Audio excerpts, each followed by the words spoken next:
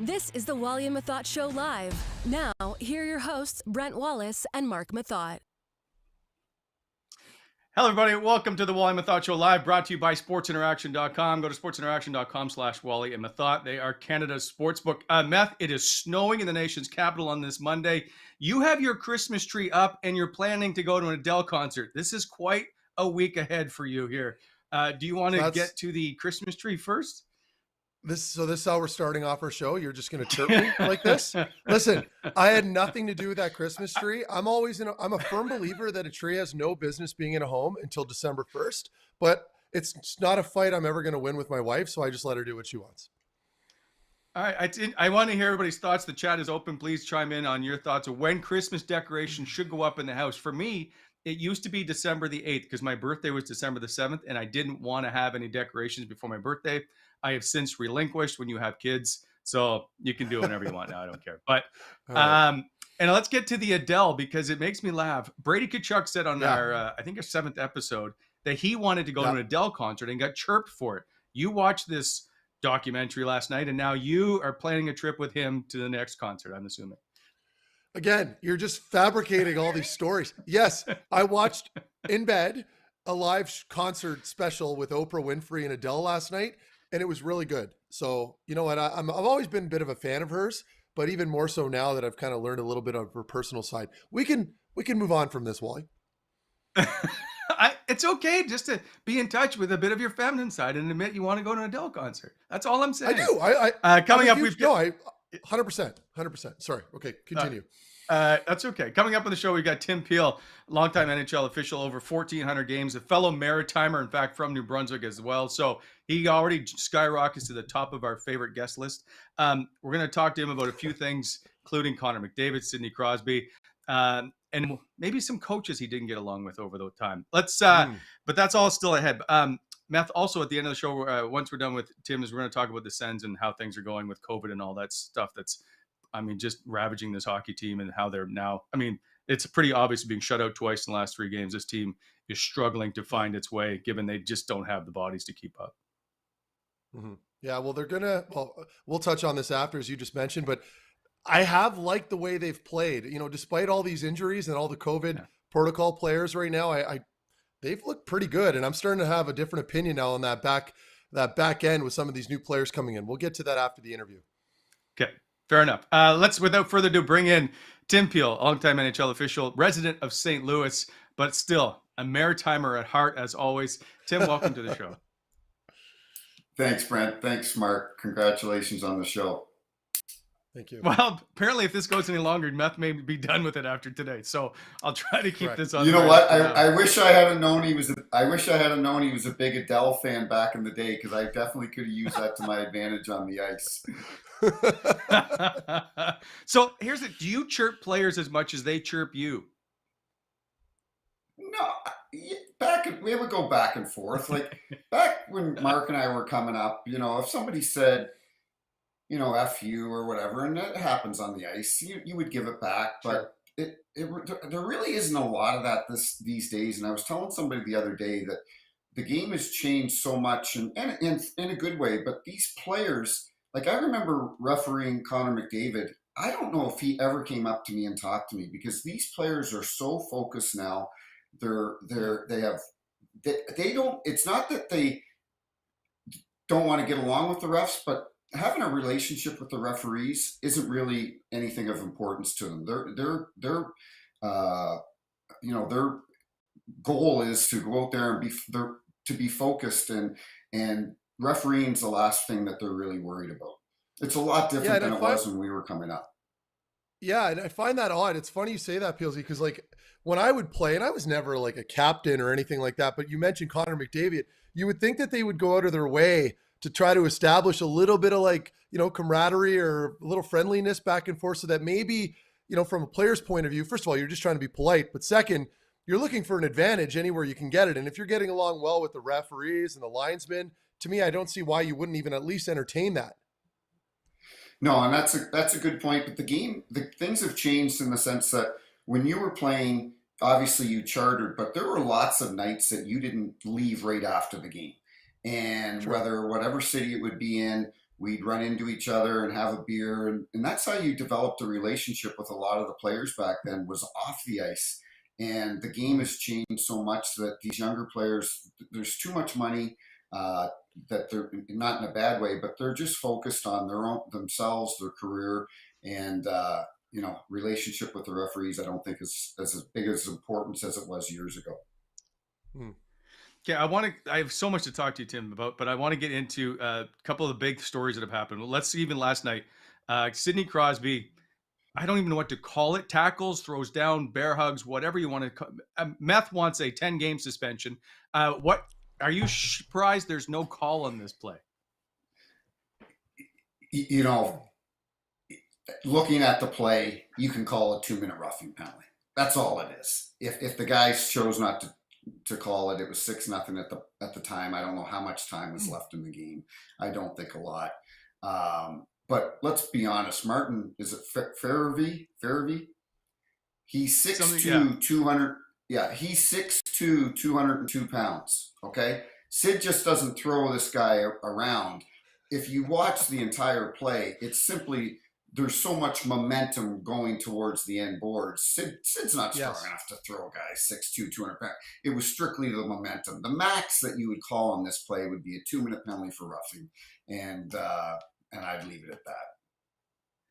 I wish, I feel like I need to chime in here, but I don't. I thought just it's the extra movement where it looks like he's kind of embellishing. Like it almost looks like he's using that momentum, Peelsy, to like kind of launch him into the wall. But then you make a really good point. I mean, he's not a big dude, and I feel like it would be difficult to throw him like that. And I hate even analyzing this because people know I'm already biased. But I think for me, it's that extra little shot that he does that seemed a little reckless. Having said that, I was trolling with regards to my Twitter post this morning. I want to make that clear to everybody listening. But so you think maybe a 2-minute minor max? It's a 2-minute penalty for roughing. It's okay, no more than enough. 2 minutes. And because it's Sidney Crosby, people want him to be suspended, which is a complete joke. I agree. I'm not referring to you on that because I know you were joking, but it's a minor penalty at the most.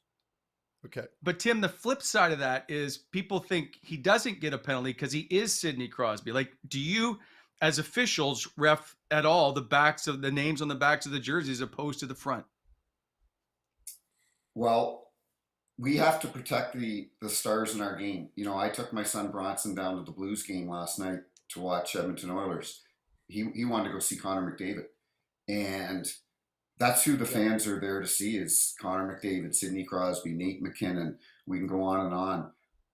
So our officials aren't instructed to call the game any different for any of the players. But let's be honest, in any sport, whether it's the NFL, NBA, and the NHL, we need to protect our stars. They're the ones. We do not want Alex Ovechkin getting run from behind and missing 20 games because he's hurt and not be able to chase down scoring records and so on. So do we consciously do it? No. But at the end of the day, we need to protect our stars. That's who people come to see.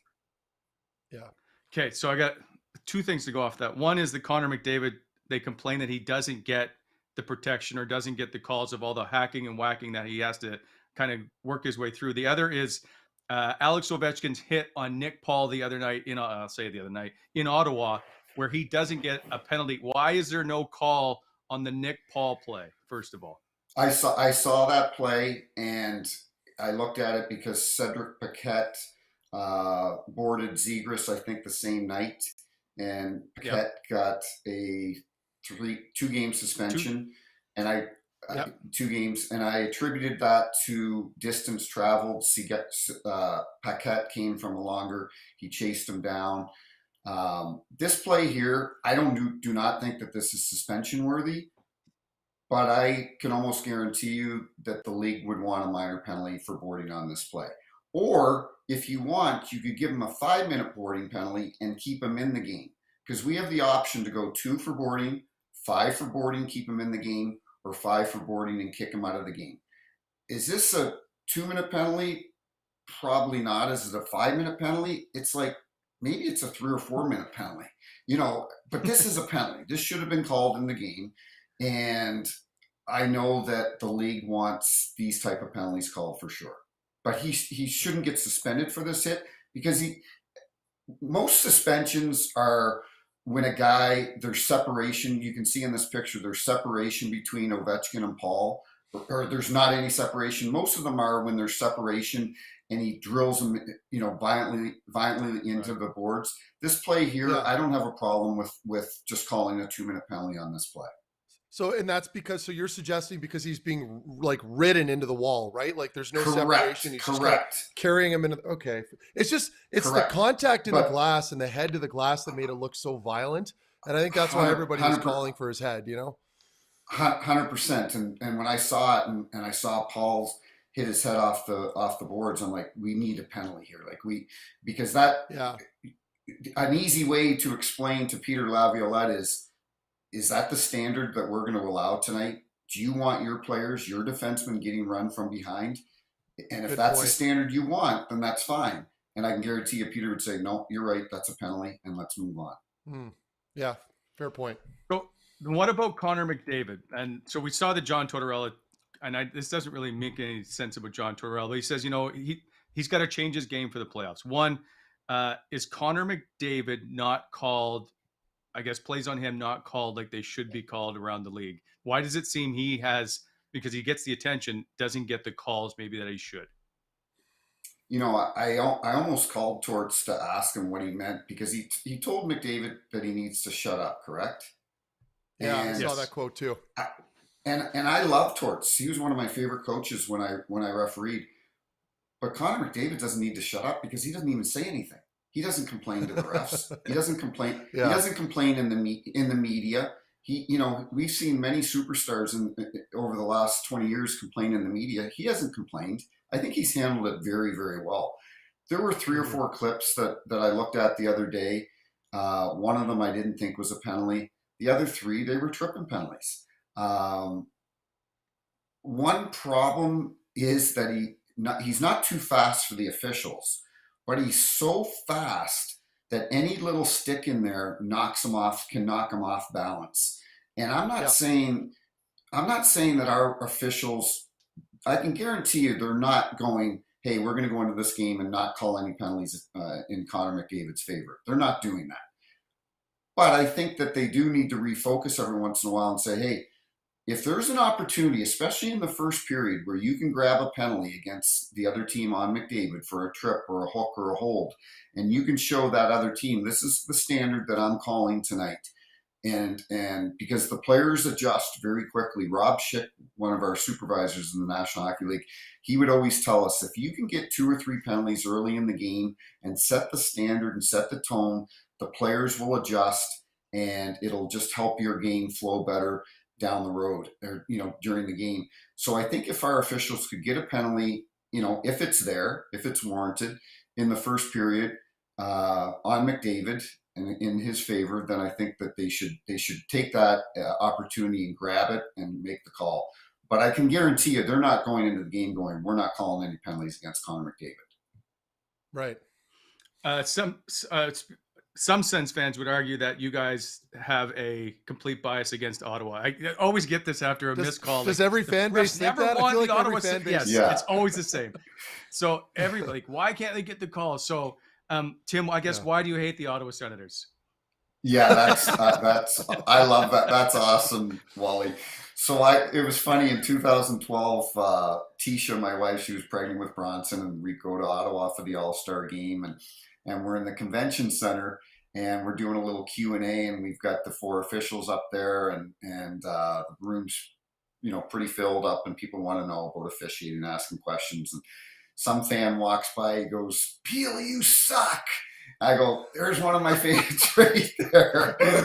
And I never understood that, because I did my first game in the NHL. My first game ever in the NHL was in Ottawa. Colorado was there in 1999. I worked the All-Star game there. I loved working in Ottawa. I loved the training staff. I loved our security people. I loved being back in Canada. I loved Ottawa. So I never understood that, but I'm sure, I heard Carolina Hurricanes think I'm the worst ref to ever put on a referee jersey. So every fan base has their own opinion. Why does officiating change in the playoffs, and why don't they just call the damn game? So that's a question that is asked a lot, and I disagree to a certain extent that that our standard changes in the playoffs. I think everybody realizes when we had the crackdown this year on cross checking. I think everybody realizes if you watch the Scott Mayfield cross check on Kucherov, we all know that that should have been called a penalty. But what happens in the playoffs, I can guarantee you that Barry Trotz is in the dressing room before his game telling his players, you cannot take any penalties against Tampa. They will kill us on the power play. We cannot be shorthanded against this team. So a lot of it is, and I truly believe this, is the players are a lot more disciplined in the playoffs.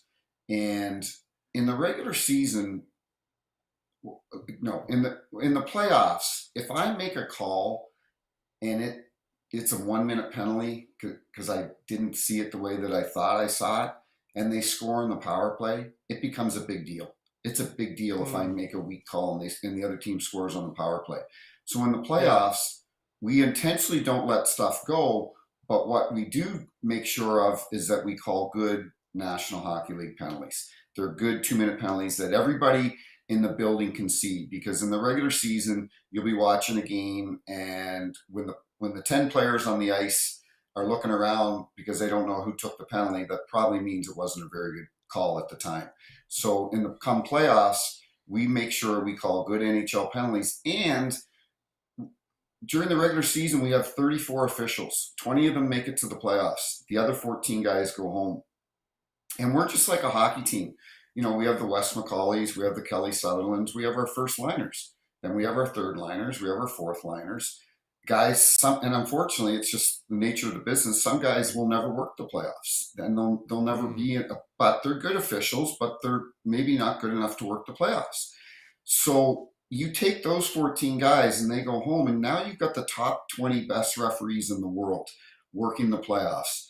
I would like to think that their judgment and their standard is maybe a little more consistent than it is during the regular season when you have 1,200 games going on. So, do you like the Wes McCauley way he officiates and how animated he is? One of the things I've always said this, but people argue, is that referees, regardless or not, are part of the entertainment package. You guys, there's only a certain amount of you, and you go through the seasons, and you're there all the time. So it's you are, or they wouldn't put your name on the game summary and all that stuff, and they wouldn't announce you in the building if you weren't part of the entire package. Would you? Right. Are you more of a Wes McCauley type guy, or you like to sit in the background and not? Would you prefer not to make those kinds of animated calls? No, I love. First of all, Wes is one of my best friends, but I love what he brings to the game because the announcers love it, the players love it. He had one play in New York, and Vigneault was the coach. It was a couple of years ago, and he made this big animated call, and he's like, "Hey, I'm in New York City, Madison Square Garden. I'm gonna blow this thing up." And he had Vigneault laughing on the bench. So not everybody can do it, and nobody else should try to be like Wes McCauley. Wes is like a tremendous person, a funny guy. He's been around. His dad was a longtime ref, and he's been around the game so long. He has guys like him don't come around very often because when he skates out onto the ice, he has 100% respect from the players before they even drop the puck. They know we've got one of the best refs. Kelly Sutherland's the same way. But as far as his animation and so on, there's only one Wes McCauley, and I love it. I think it's great for our game. And you're right, we're in the entertainment business, so let's make it fun. Absolutely. So your first game is in Ottawa, 1999 against Colorado. Were you nervous? What was that game like for you? Yeah, I remember staying at the national anthem, and it only happened twice in my career. It was my first game in Ottawa, and then it was my first playoff game in San Jose the next year. And for whatever reason, my left leg during the anthem would not stop shaking. It was just shaking. And we get the first stoppage of play. I'm by the net.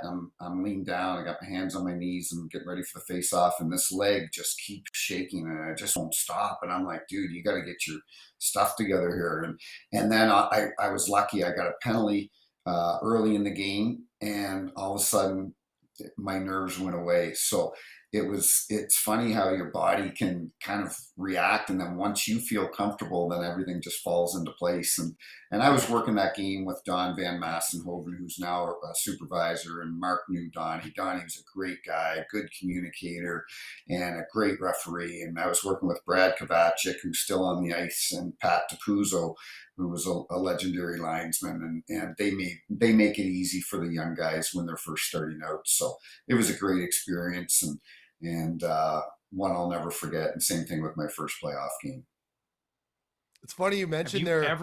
Funny you mentioned there, PLZ, when you said that getting that first call gets you into the game. Like as a player, you're like, okay, I just got to get a hit in or something just to get my legs under me and feel good. So for you guys, it's like, okay, I just got to look for that first call, and then it settles you guys down. Did I hear that correctly? Yeah. It's funny. Awesome. And the worst thing that could have happened, especially because I was working with Don Van Massenhoven, who had been in the league 10, 15 years at that point, would be, I don't call any penalties the first period. I don't get any penalties the second period. Now we're going into the third period, and this veteran ref has called 5 or 6 penalties. And I'm out there on the ice feeling like I'm a cigar store Indian, just standing around, and so it's important. You can't make it up, but it's important. If there's an opportunity for you as a young referee to get a penalty early in the game, then you need to do that, because it'll just put you at ease and make it a lot easier for you. Nice. What's the worst argument you had with a head coach, and have you ever thrown one out of the game? I never threw a coach out in the NHL. I did in the minor leagues, but everybody did in the minor leagues. I threw out Rick Vive. He was coaching in St. John, New Brunswick, and he threw all the sticks on the ice. And I loved Rick Vive. He was a childhood idol of mine. Growing up in New Brunswick, I was a Toronto Maple Leafs fan and loved Lanny McDonald and Rick Vive and all, Sittler and Mike Palmatier. And so anyway, Viver threw the sticks on the ice and I had to throw them out. But in the NHL, I really tried to get along with the players or with the coaches, because I felt if I had a good relationship with the players and things really started to get heated in the game, I could go over to that coach, and because I had a relationship with him, and he could calm his players down. The only time that, like, Torts and I, we'd yell at each other and so on, but Torts was so old school. A few years ago, I was refereeing Columbus. They were in Montreal, and Nick Foligno, I called a penalty against him, and he just went on this rant about how much I didn't respect him, and it bothered me for a couple of weeks, because I respected Nick Foligno a tremendous amount, because his dad, Mike, used to coach in Hershey when I was coming up, and Mike Foligno is the greatest human beings and just a tremendous person, and was always awesome with me. And so when Marcus and Nick came in the league, I had a soft spot for them. And so a couple of weeks later, I'm working in Columbus, and I go down to the coach's room before the game, and I said to Torts and Shawzy, I said, Brad Shaw, I go, can I talk to Nick? And they bring him in, and I told Nick what I just told you guys, and Nick and I give a hug, and he leaves, and Torts goes, I love that. He goes, I love that. We need more of that. We need more of that old school. And so the only one that there's officials that are still working in the league right now. Kyle Raymond was working the game with me, and we were in New Jersey, and Pete DeBoer was there. And I had Pete going back to the Plymouth days, and we would go at it pretty good. And so now he's coaching for Jersey, and I go over to the bench, and it bothered me because Kyle was a young ref at the time, and he was really being hard on Kyle. And I came over and I said something to him, and Kyle's standing there, and Pete goes, "You're arrogant." I go, "You're arrogant." He goes, "You're arrogant." I go, "You're arrogant." We went back and forth. That's all we said. No, it was like we were in grade 2. I know you are, but what am I? We looked at each other and we go, "You're arrogant, you're arrogant, you're arrogant." And Raymond was laughing at, and I've seen Pete since then, and we laughed about it and joked. But you know what? You never want to. I never. My goal was never. I wanted to be liked by everybody, because if you're liked by everybody, you're probably not going to be a good ref in the league. You want to be respected by everybody. And it's funny because I told Wacom about 12 years ago, I said, I wish I was Tim Peel now of when I first came in the league. Because when I first came in the league, yeah, it was a 2 referee system. I'm working with Billy McCreary, Don Koharski, Kerry Frazier, Mick Magoo, all these big personalities. And I came in cocky, arrogant to a certain degree, because I felt like I needed to make a name for myself. And you know, as I got older and I watched like guys like Paul Dvorsky, and you remember Paul, Mark, he got along with everybody. He'd joke and laugh, and if players said something, he'd let it roll off his back. And Wacom even said that to me once, and we would get a mid-season review in January to see how you're doing throughout the season. And he said, if I can just give you a tip, maybe you can just let things roll off your back a little and not take yourself so serious. So the last 10 years I did that, and it made me a better ref. You know, I would chirp back at players if they said something, and then the last 10 or 12 years I'd go over and go, hey man, like, we're all in this together. You know, you don't need to talk to me like that. And then they go, oh, I'm sorry, PLZ. But if you just, there's some refs that we have that just yell back, and that's the only way they know how to communicate. And that's why they haven't had any success in the league. And you can't referee like that. And that's why Kelly Sutherland and Wes McCauley are probably our 2 top refs, because they're 2 of the best communicators. And that's why it makes their job easier. So my experience, usually for the most part, was pretty positive. All my interactions with you guys have always been really good.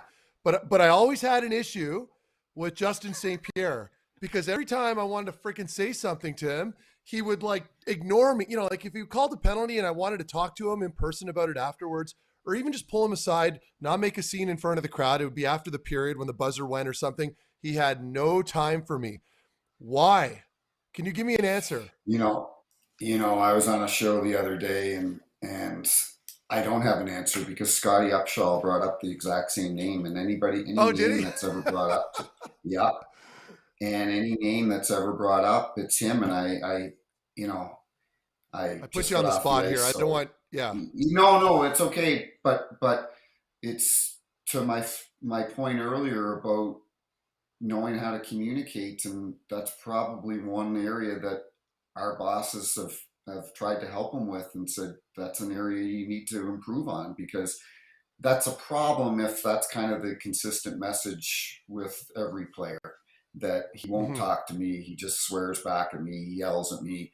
Well, that's not good for anybody. That's not good for the official. That's not good for the game. You know, we're all in this together, and that's what I would tell people.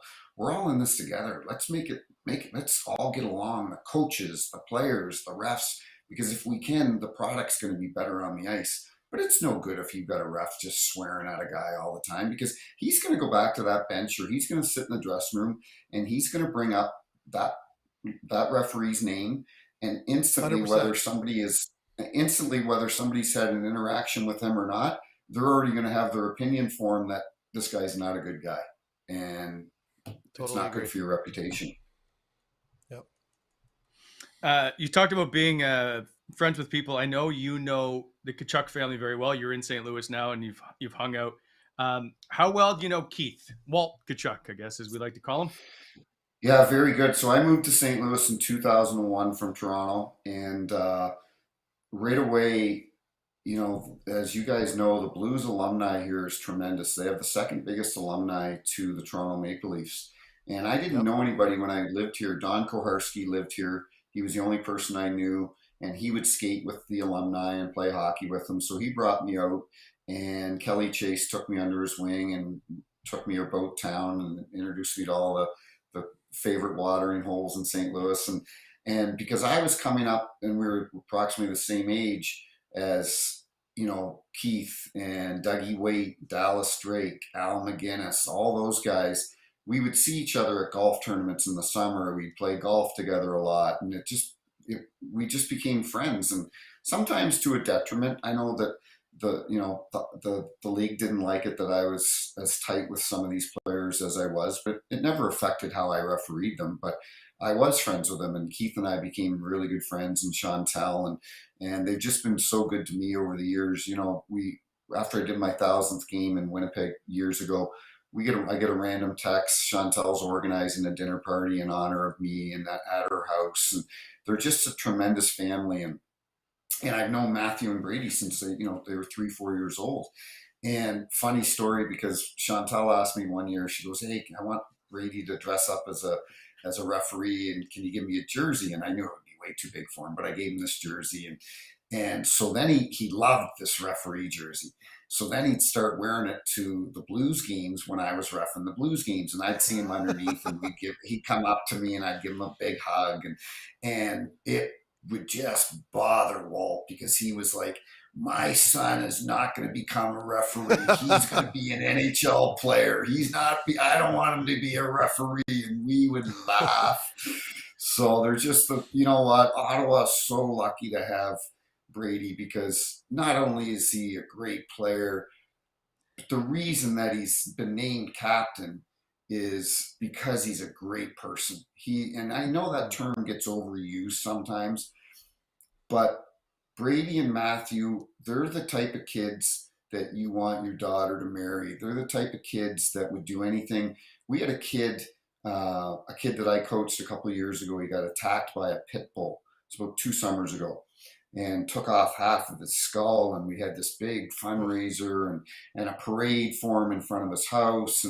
And I phoned Matthew and Brady, and I said, "Hey, do you guys think you could be part of the parade?" And right away, "We'll be there, Pilsy. What time do you want us to be there?" Like, that's the type of people they are. They're just tremendous people. And I'm so happy for Ottawa, because Ottawa, I know, has had some tough years. And with the young talent they have now, and with a captain like that, and their coaching staff, the GM, I think Ottawa is a team that's going to be it is already a lot of fun to watch, but I think in a couple of years, it's going to be really a lot of fun. Yeah, well, and I love how Mark always trolls that Ottawa would be better in Toronto than Toronto in a couple of years. Just firing up the Toronto Maple Leaf. Just firing up the Toronto Maple Leaf fans. I love it. Meth. Have you ever called a penalty on Brady? Yes, I've called a couple that he deserved, but I called a goalie interference penalty against him a couple of years ago in Ottawa, actually. And I texted him after the game, because I looked at it and I said, "What a terrible call." I said, and as soon as I finished my conversation with him, I phoned Chantel, because I didn't want Chantel to be mad at me. So I call Chantel Mama Bear, because Walt's got this big personality and the boys and so on. But at the end of the day, Chantel is the one that runs this house. Like, she runs it. Yeah. And I remember a couple of years ago, we were at Obi Clark's, and it was in the summertime, and it was somebody's birthday, but it was Walt and I, Brady, and our good buddy Jimmy O'Brien that owns the bar at Obi Clark's, and we're sitting around drinking, and they were supposed to be home hours ago. And Walt is like, "Hey, one more, boys, one more." And they're like, "Mom's going to be mad. Mom's going to be mad." And he's like, "She'll be fine." And all of a sudden, I got my back to the door, and Brady's looking at the door, and all of a sudden he goes, "Uh-oh." And I go, "What?" He goes, "Chantel's here." And she comes walking over, and she goes, you and you up now, and we're leaving." And just like they were 10 years old, and these guys are playing in the NHL, and just like they were 10 years old, they get up and they just followed her right out the front door. It was hilarious. You brought up Ottawa, and I'm curious if you would want to officiate a game right now in Ottawa with 10 guys out of the lineup due to COVID protocols. Ooh, is that a situation that you would not want to be in as an official? Should the league have stopped these games? Man, I've never even thought of that. Our guys have been lucky this year. I haven't heard of too many of our guys that have got COVID. Mm. The last year that, there were a number of our guys that did, but this year I don't think that many of our guys have.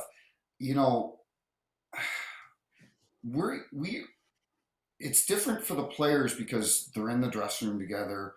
They're checking players from the opposing team. They're in a lot more physical contact than we are. But that's a great question though, Wally, because I will say this: when Nashville and Carolina got COVID last year, and they had played each other in Nashville. I won't mention his name, but the linesman working that game also got COVID the next day.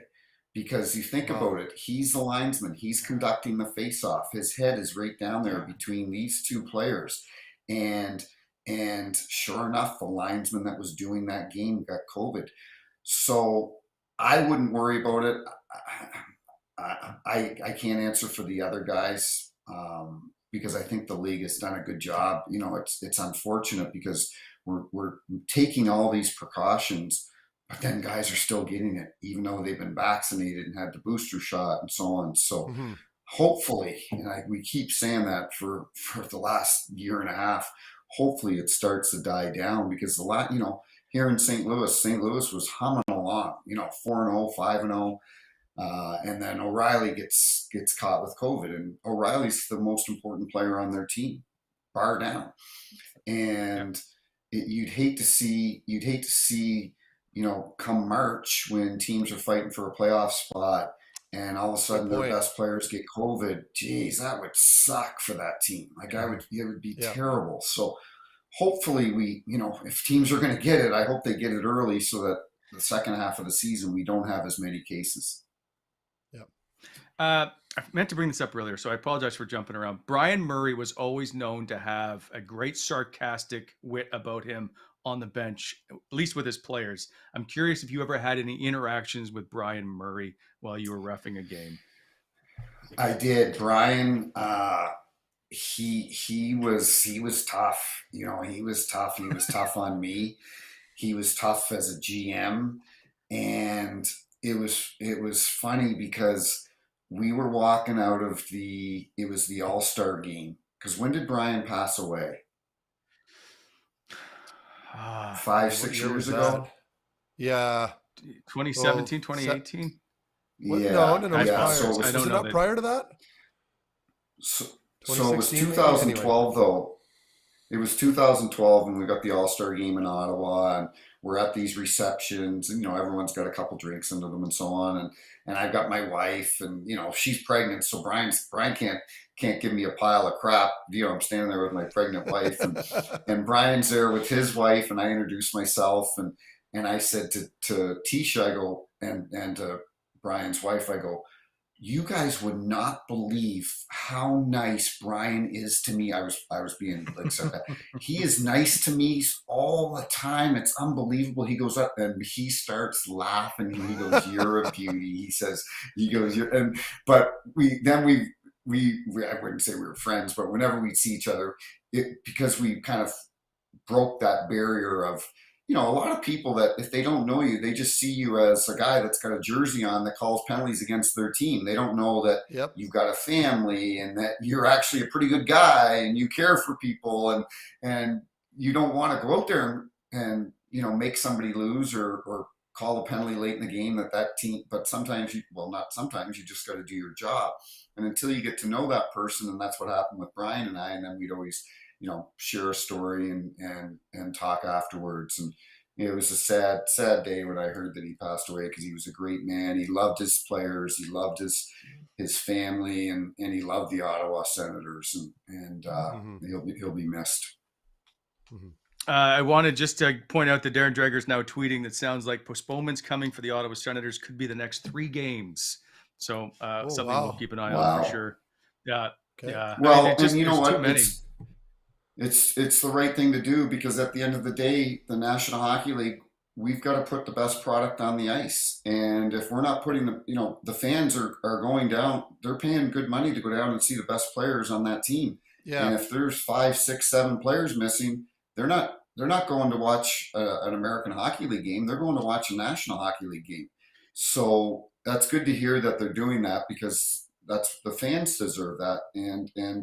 Yeah. And quite frankly, is it fair for other teams, we'll say in Ottawa's division, for Ottawa to be playing with a depleted team when teams like Winnipeg and other teams are playing against Ottawa, and it's probably going to be not an easy 2 points, but chances are Ottawa will win that game. So it's fair. Right. It's not fair for people in their division as well. I never thought of that. That's actually Tampa's a really good point. Yeah. Right? Like, what if Florida's trying to get to win the division or whatever, and Tampa gets 3 extra games against Ottawa, who's in COVID protocol, right? Like, it's just so much surrounding everybody. Okay, I wouldn't want to be the league right now, because they're having to.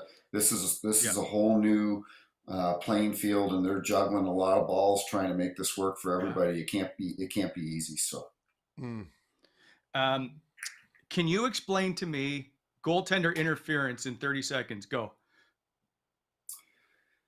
Don't go in the blue paint. Don't go in the blue paint. If you go in the blue paint on your own, you run the risk of goaltender interference. If you get shoved into the blue paint, like Stamkos did the other night by I forget what player, and I was watching the game, and then I listened to it on the Ottawa game, right? Ottawa game against Tampa. Is that the one you're talking about? Yeah. Like 2 weeks ago, I think. Anyway, yeah, there was like a Congo line of players that got shoved into him. Yeah, I think Nick Paul pushed him or something. Yeah. But if you go into the crease and you've got a presence in the crease that the goaltender is unable to properly play his position, and that's what I would always describe it. The goalie has to properly play his position.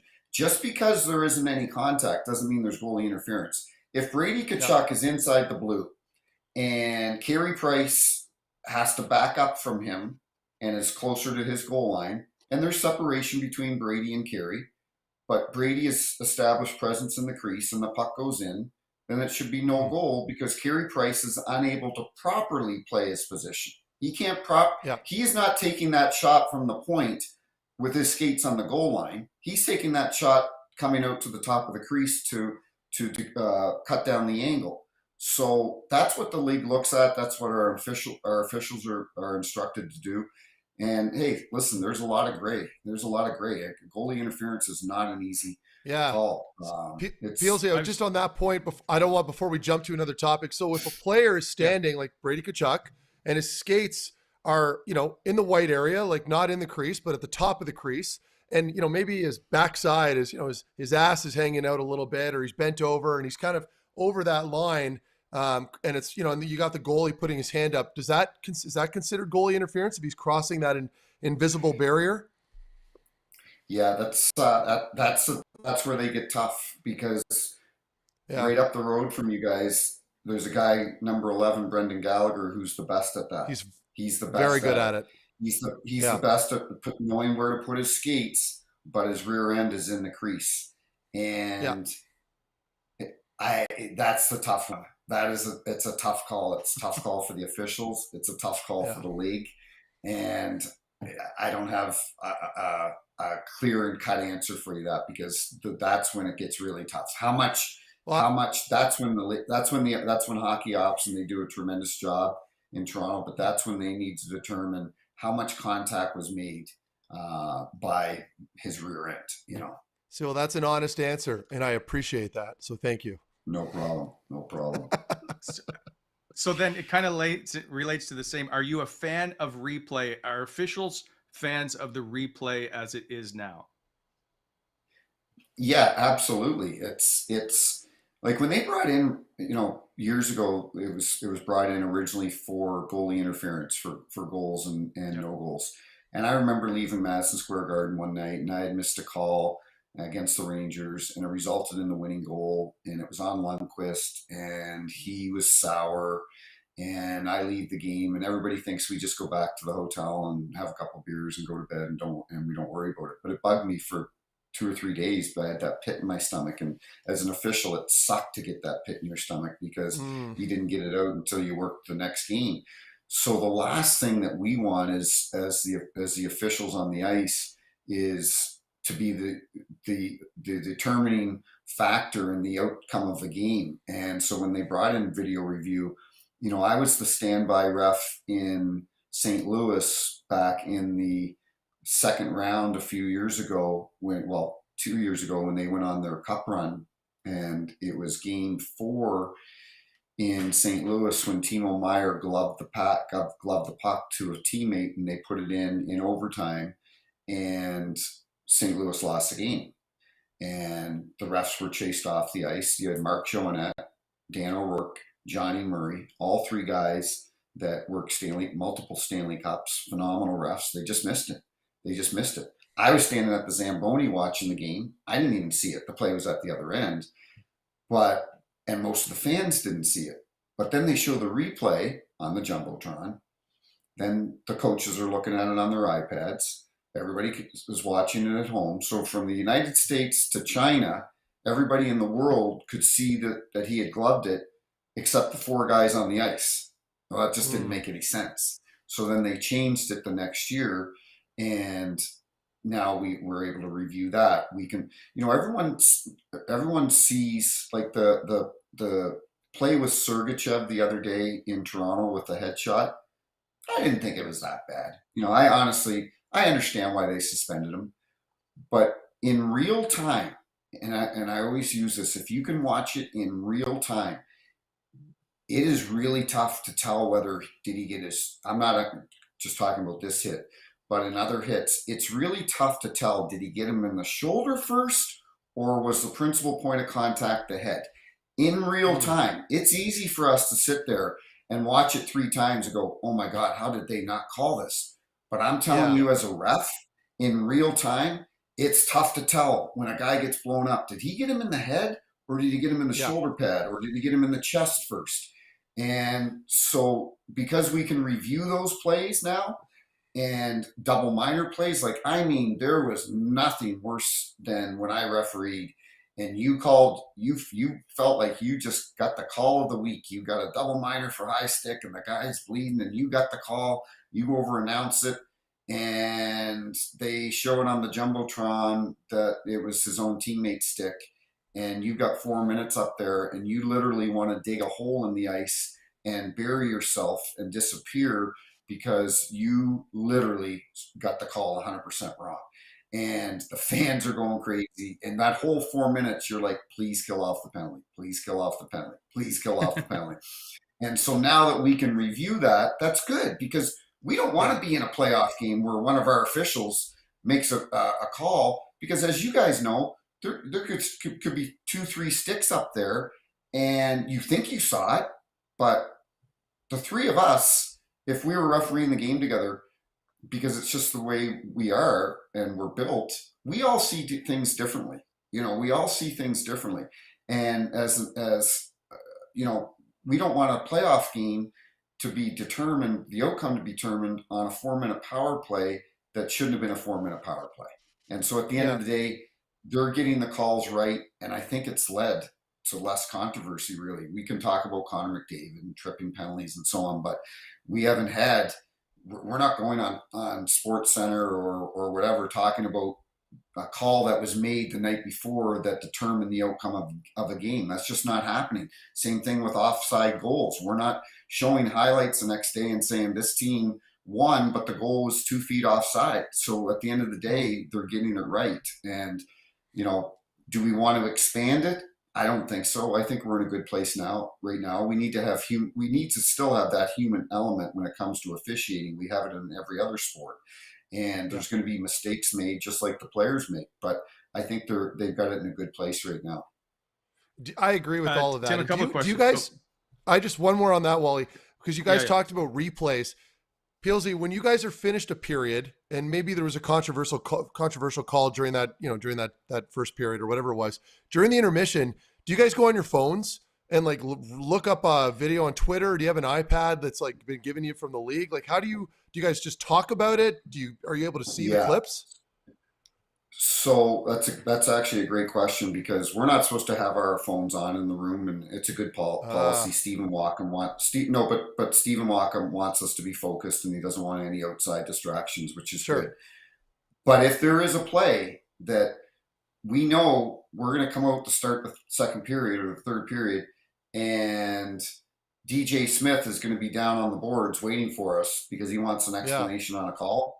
Let's look at it beforehand, guys. Let's pull it up, like you just said, on social media or whatever network, and know what we're talking about before we go on, because he may just be trying to get an advantage to get the next couple calls. And Exactly. And if we know what happened, we can say, no, this is the way it happened. We looked at it. But on the flip side, it's also good when you come out and you go, you're right. You were right. We missed it. I looked at it in between periods and we missed it. And then he goes, okay. But if you just skate around and you go, no, you're wrong. I got it right. No. But if you come over and you go, you're right. We missed it. We got the call wrong. And he goes, okay. And because then what's he going to say? He can't yell at, he's not going to yell at you anymore because he realizes you're a human being and you made a mistake. But you can't, like I always would tell people, you can't go over to a coach 3 or 4 times a game and say, I made a mistake, because then they're like, well, maybe you should be in the National Hockey League, you know. But if every once in a while, not all the time, but when needed, you go over and you humanize yourself and say, you know what, I saw that play wrong. I'm sorry, guys. I'm glad you killed off the penalty. And I would say that numerous times throughout my career, not numerous times in a game, but throughout my career. And right away, the players on the bench would go, oh, don't worry about it, Peelsy. Thanks for coming over. That's what they'd say. And the coach would go, thanks for coming over. Because the worst thing is to be arrogant and go, no, I made the call right. And no, you need to admit and when you're going to make mistakes, and everybody realizes that. And so it makes it better. I'll bring up the hot mic issue, but the only reason I want to bring it up is because I want to know how your life changed afterwards, because you were 6 weeks, I think, from retirement. 4 weeks. So 4 weeks. And like, I just know of stuff like it would really have bothered me mentally to try and recover from that. And I know, just like, can you take us through what it was like for you? Yeah, no, for sure. After the incident. For sure. Yeah, no, that night it happened. I didn't even realize what I had said. And then after the game, because it had on me there that I wanted to get a effing penalty against Nashville, and my verbiage just came out wrong, because I think I was embarrassed because I made this call and I knew it wasn't a good penalty because I saw the replay. And I was working with a veteran, Kelly Sutherland, and not only were we really good friends, but I really respected his ability, you know, what he had accomplished in the game, and gold medals in Sochi and multiple Stanley Cup finals. So I was embarrassed that I would make this call because it wasn't normally what I would do. And so, and we only called 2 penalties against Nashville the entire game. So obviously my intent was not to get Nashville. And I like to tell this story because it's kind of important. Before the game, there was a trainer for the Nashville Predators. His name was Pete Rogers. And Pete was in Rochester back 30 years ago when I was there, 25 years ago. And he had been the trainer the equipment manager for the Nashville Predators forever, and had taken care of me throughout my whole career. So that afternoon I went and bought a bottle of Caymus wine and took it down to his room and sat in the room, and Yossi's coming in, all the players, and we're just in the office and having a coffee, and Todd Richards is in there, and good to see him back because I know he had a heart attack a few weeks ago, but he's back on the bench, so that's good. And Richie and I and Peter sitting around and just shooting the crap about horseback riding and kids and hockey. And so I didn't leave the Nashville dressing room going, I want to get Nashville. It was just it's the world we're living in now, that you make a mistake. Like I said to somebody wants me to get into public speaking. And I said, imagine, you've built a reputation up for 23 years throughout the world, but really in North America and in my adopted hometown of St. Louis. And it was a 2-second audio clip. It completely wiped it all away. And I go, that's pretty powerful stuff. And like I said to somebody, it's not like I got a DUI. It's not like I got charged with domestic abuse. It's not like I used a racial slur. Some things that you may never recover from. This was a 2-second clip that I just said the wrong thing on the ice. So Yep. I said to the guys after the game, I go, I may get fired tonight. And they were like, so next morning, I'm at the airport.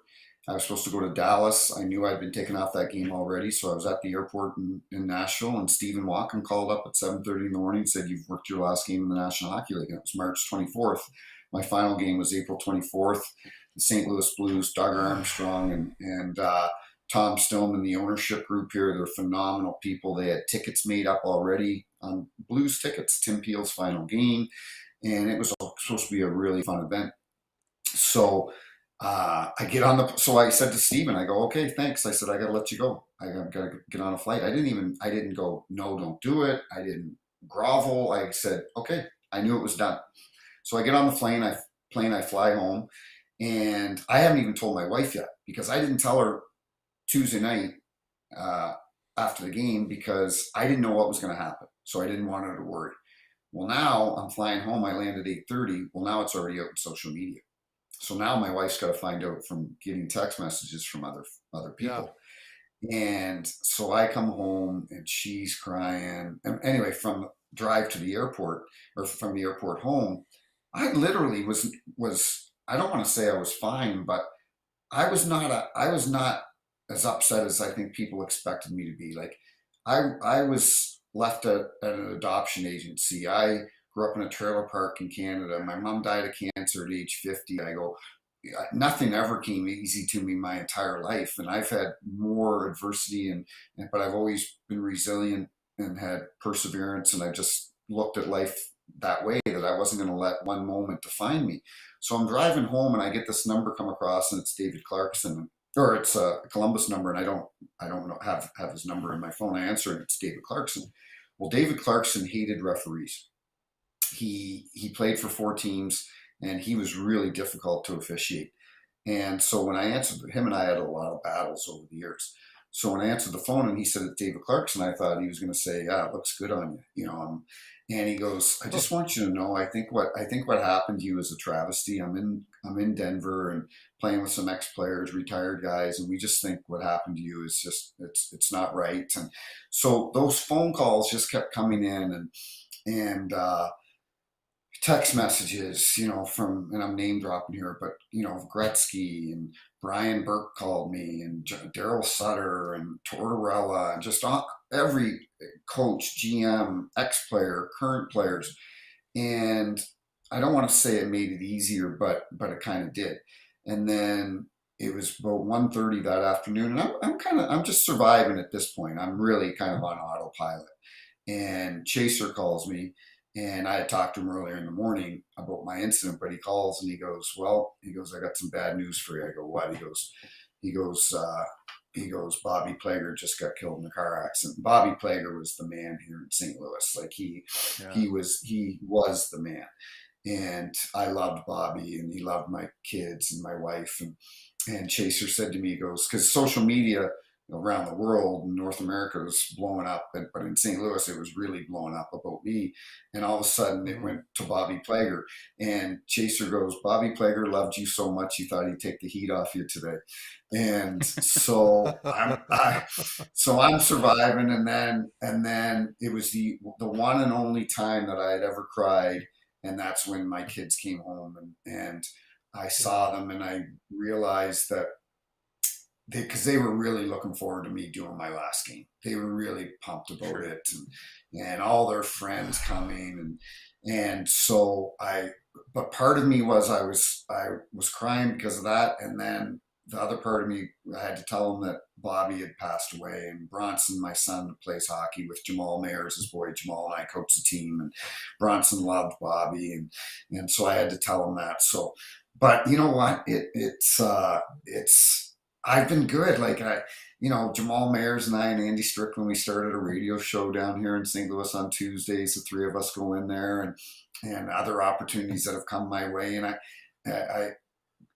Jeremy Roenick, he got in some trouble, and Milbury got in trouble, and I don't want to say it was cancel culture, but a bunch of people said, hey, welcome to the cancel club. You say one wrong thing and it wipes away 23 years. And I have nothing but good things to say about Bill Daly and Gary Bettman in the National Hockey League. Do I wish the outcome was different? Probably. Of course I do.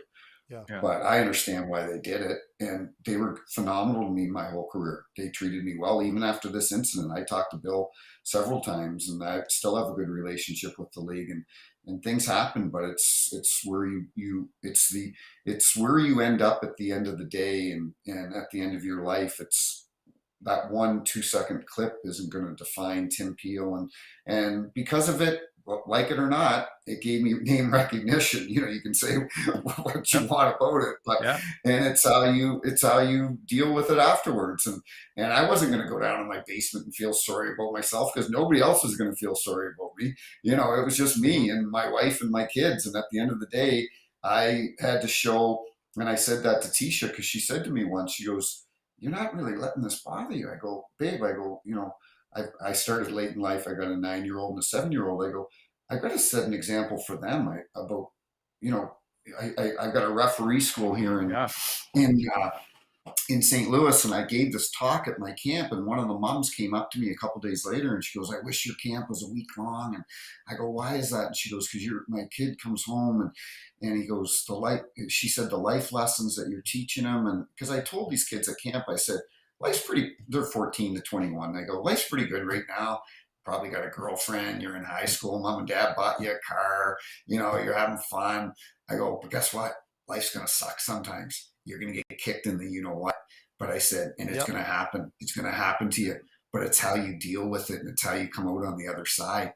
And that's kind of how I've looked at things my entire life. Yeah. And it's so funny, because I'm actually, even when it happens, I wouldn't say I was relieved, but I was then really excited about, okay, what's the next chapter of my life now? Like, because I've always wanted to do media and radio and TV. And when I was in school, I would be the one that would, host and MC stuff at our high school. And I feel comfortable doing it. So I was looking forward to hey, what's going to happen in the fall? What new opportunities are going to come my way? And that's what I'm excited about now. Good for you. And you've done a phenomenal job. You did bring up about having to tell your kids, and it struck a nerve with me, because I remember the day that I got called by TSN, having to walk down the hall and go to my kids, like, "Your dad doesn't work for TSN anymore." And that was one of the toughest ones. And having to Wally, how you respond to it is huge. Yeah. You know what, Wally, that's funny you said that, because kids are so funny, right? Brielle, she's a horseback rider, my little girl. And so that afternoon, she came home from school, and I was driving her out to the stables to go horseback riding. And she's in the back seat, and nobody had told her this, because I told Tisha when I got home. Tisha goes, "I didn't tell her that." And she goes, "Dada, can you do me a favor?" I go, "Yeah, baby girl." I go, "What's that?" She goes, "Can you tell people that you didn't get fired by the NHL?" And I was like, man, it bothered me, because I'm like, yeah, no kidding. Let's be honest. And I thought about it a couple days ago. I thought about because we've never talked about it. We've really never talked about it. All we've talked about is the good thing. Daddy's home now. Like I mentioned earlier, Jamal Mayers and I coach the select team, and his son and my son play on it. And all we've talked about is how I'm at every practice now, and at every game, and at Brielle's horse shows, and how I'm around. But there'll be a time that comes in the next few years. They're still a little too young, but I'm sure they're on the internet now, and if they Google my name, it pops up there, Peel fired by. So I'll have to explain it to them maybe a little bit in greater detail when they can understand it a little bit better. I've kept you way too long. I have one last question, and I want to leave on a positive note. And can you tell me about Teemu Selanne? Perhaps, was he the biggest star that was the biggest pain in your ass?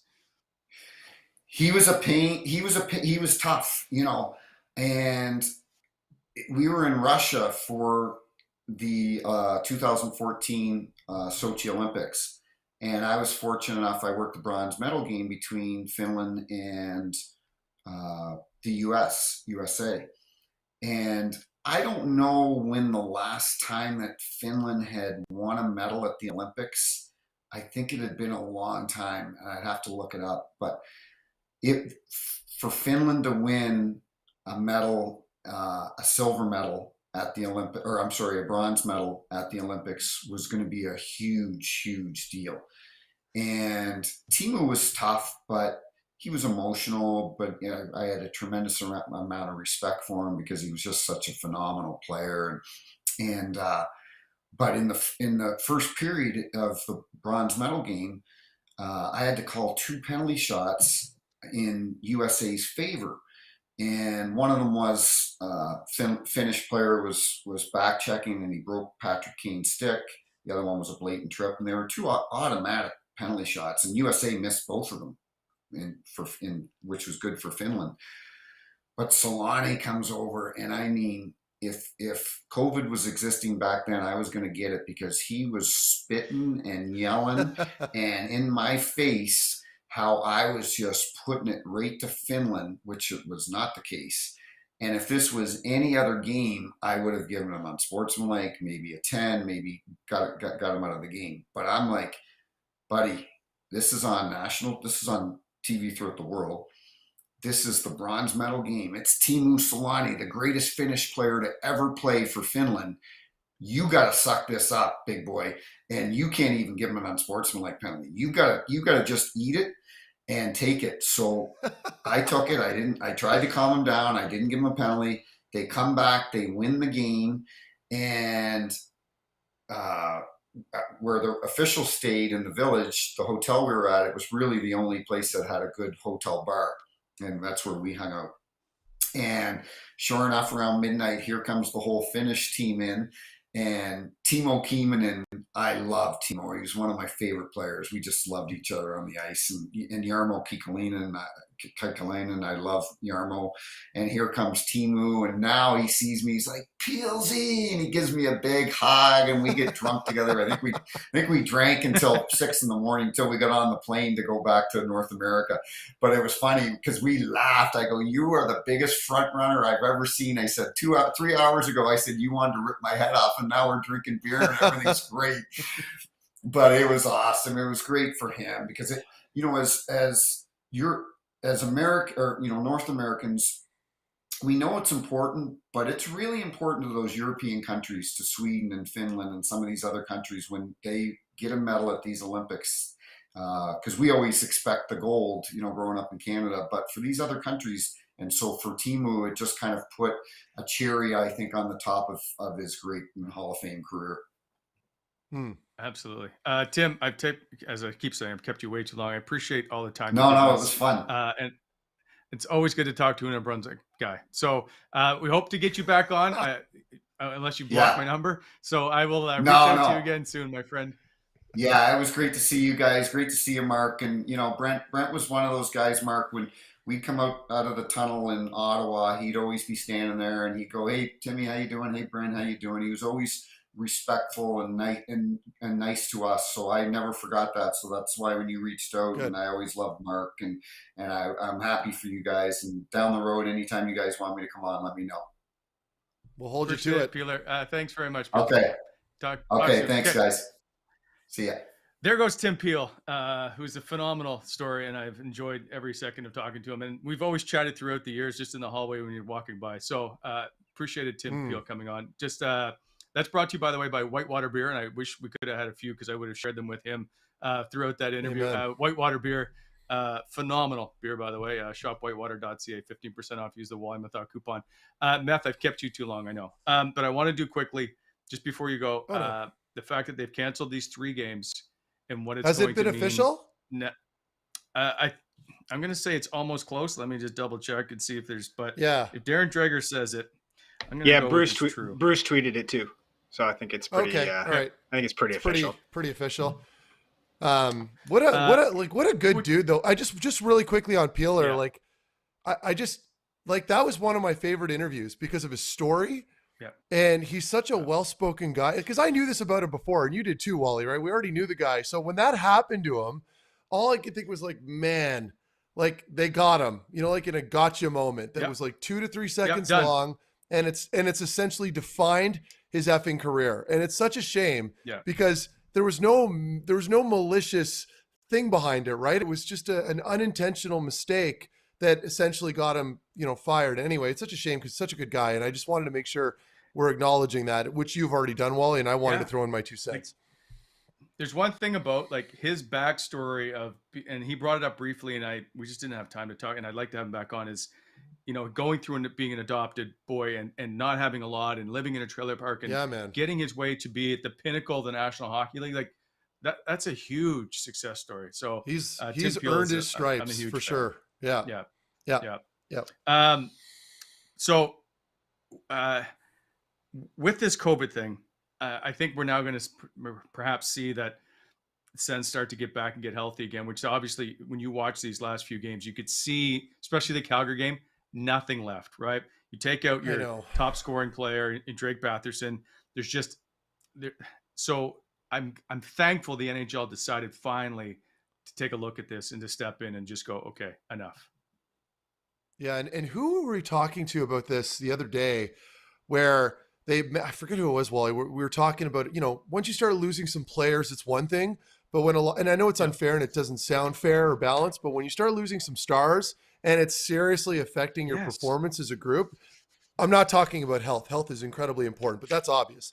But the production itself, and when you start losing some big names, like at some point you just have to call it, right? And we touched on that in the interview where it's not only unfair to the team here in Ottawa, but it's unfair for other teams, divisional opponents. Like it has a trickle down effect. And so I think it's the right play.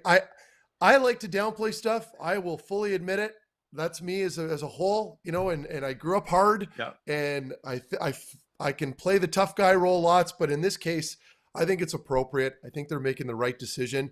I was looking forward to calling the game on Thursday. Looks like it's going to be on hiatus now. I might just maybe go out to dinner with Wally instead and Craig, maybe we'll figure something out. But they're making the right call. I think when you start losing guys like Batherson, as we mentioned, and who knows who else is going to go down at this point, Wally? Like it's that's scary. So I'm gonna. By the way, I'll invite you over for steaks Thursday night. My treat, oh God, no! You couldn't pay me. No. I'm not. No, thank you. 7 players have played all 15 games for the Sens this year. 7, and I know there's injuries as well, but like they have gone through a tremendous amount of players to try and just keep this thing going, and it affects not only on ice product, but affects obviously the gate and how ticket sales go there. And this is a business. And then all the costs that are added on top of getting these players in, paying per diems, paying travel costs, paying hotels, paying salary. Like it's a huge, as we've seen on Cap Friendly, huge undertaking of just all the money that they're having to shell out. So we'll see how this plays out. But for now, that is, I think that's it, Meth. Like unless you wanted to, sorry, one last thing. By the way, before we go, brought to you by sportsinteraction.com. Go to sportsinteraction.com/Wally Methot. Is Shane Pinto. Is there any business that he should have been on the ice in the last game against Calgary when he goes to take a face-off and can't move his wing? Yeah, that's interesting. And I had a feeling you would ask me about that. You can't blame anybody. I'm reluctant to blame any because that's one of the best staffs, medical staffs in the NHL. Like I played for a couple teams. Ottawa's like second to none, really. And I mean this. I'm not trying to protect anybody here. Like Dom Nicoletta, Jerry Townend, and staff are unbelievable.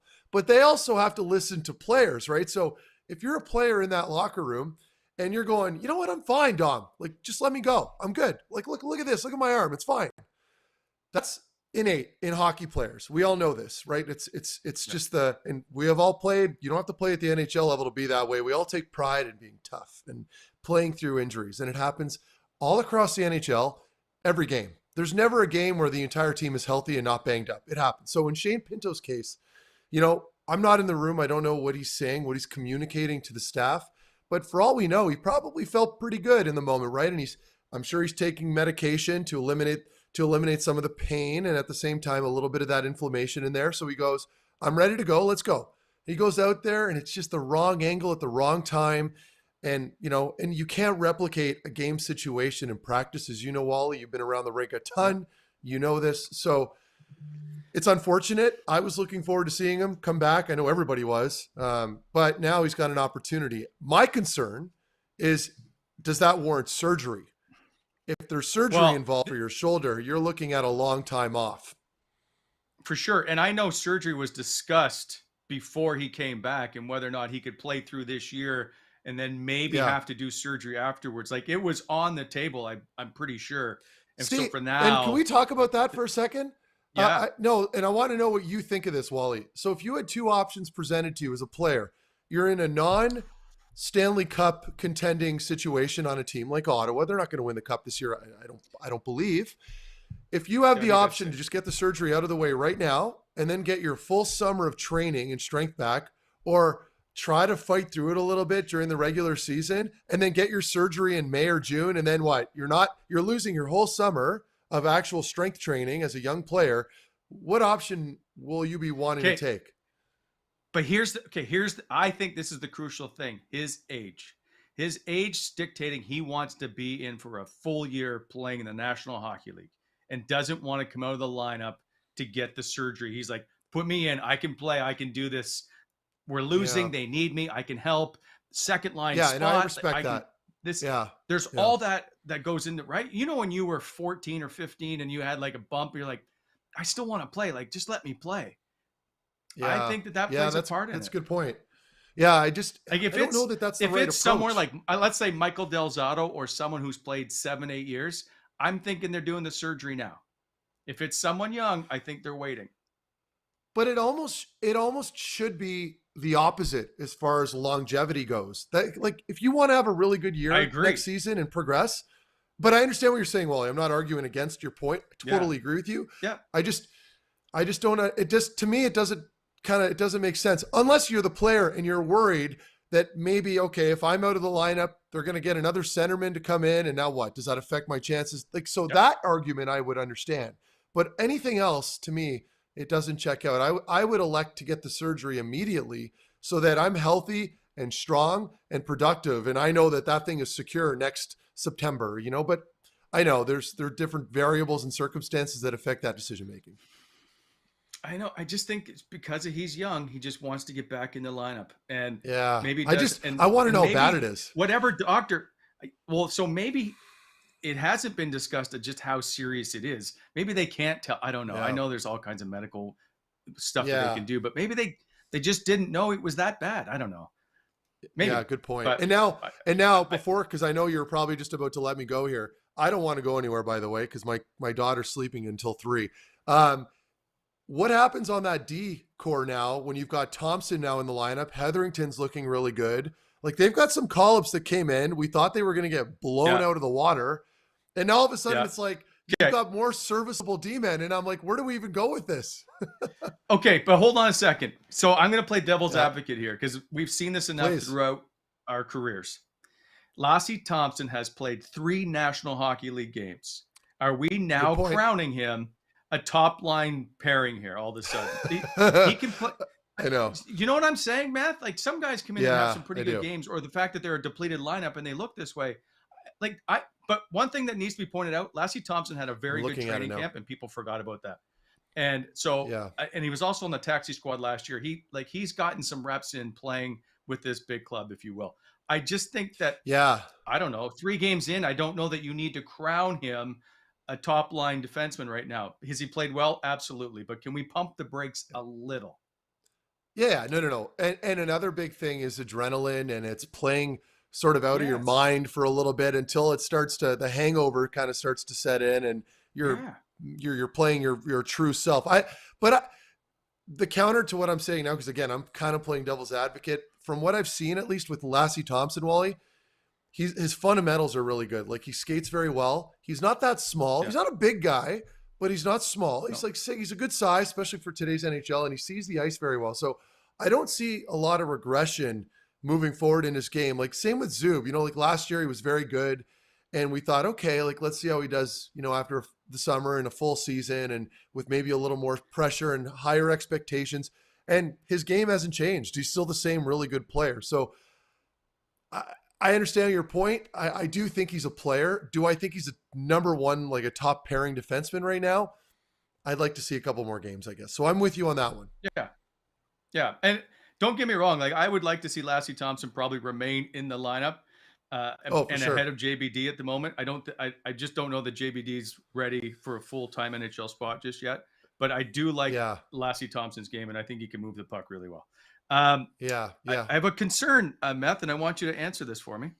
Why is boy. Nick Paul a -10? He's -10. Okay, I'm not gonna lie. Full disclosure here.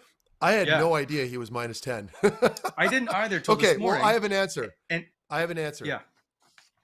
Well, just with regards to your point, when you're a player like Nick Paul and you're playing on a losing team, typically he's going to be out there against a lot of the top lines.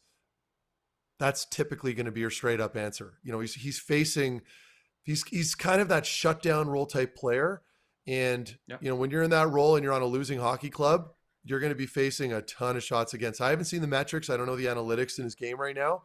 So I could BS you guys, but from watching him play, I mean, the instability that's been going on now throughout the lineup for a lot, aside from the top line with Tkachuk, Batherson, and Norris, it's kind of been a bit of like, you haven't had a lot of consistency with players remaining together from the second down to the fourth line, right? Like you've had a lot of guys interchanging. So he hasn't gotten enough consistency from line mates, and he's such a serviceable player that he can move up and down the lineup. And that on a personal level can be very detrimental to your stats. I'm just going to say that right now. So there might be a bigger picture here. I'm going to pay more attention to him in the next few games, but I thought he's been fine. I don't know that he's maybe producing as much as he'd like right now, but that's a lot. Just like I said, he's not playing with the same guys consistently enough. And that's probably it. Fair enough. I was just surprised that he had the team worst -10. No, yeah, I understand this is a debacle of a season right now, and so all those numbers get skewed. It just seemed odd that it was Nick Paul. Yeah. All right. Sure. And just a reminder, a thank you to Bonisher Excavating Inc. BEI. Go to bonisherexcavating.com as another full-on sponsor with the Wally Methot Show. Meth, time to go. Maybe you can get a little nap in. Okay, I will. Thanks, Wally. I'll be over to help decorate the tree later. That's the Wally Methot Show. Take care, everybody.